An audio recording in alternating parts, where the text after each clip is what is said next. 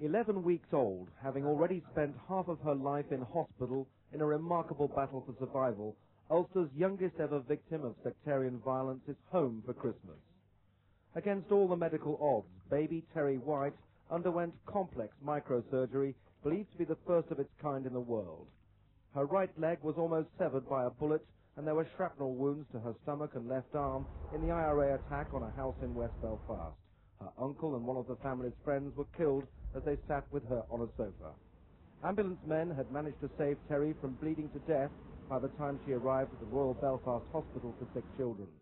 Surgeons called in to perform an amputation of her leg, then achieved what had seemed impossible. They adapted feeding tubes used for premature babies to temporarily replace her main artery and vein, restoring circulation. They then used small pins to reconstruct her thigh. And my colleague, Mr. James Small, consultant plastic surgeon, then really performed what was the real feat of the evening, and that was to harvest a vein graft from the uninjured limb and to fashion both of these vein grafts into conduits that would bridge the gap in the main artery and the main vein to the injured limb. This was the longest and most difficult part of the procedure. To our knowledge, this is the youngest patient by perhaps many years who has benefited from this type of reconstruction. And we're talking worldwide here, are we? Well, a quick review of the literature would suggest that that is the case.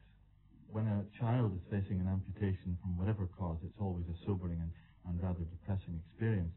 When it's from trauma, and trauma that's incurred in this manner, it's a terribly upsetting experience for the nursing staff and all that have to deal with the child.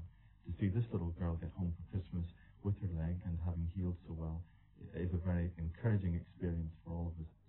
Terry's teenage mother says the surgeon's work was miraculous. The nurses thought they were going to lose her, but then they said it was maybe her legs she would lose, but it's out of danger now. The White family have had hundreds of gifts and cards from all over the UK. Baby Terry's story of survival is the only positive one in the cycle of sectarian hatred here this Christmas. Andrew Simmons, ITN, Belfast.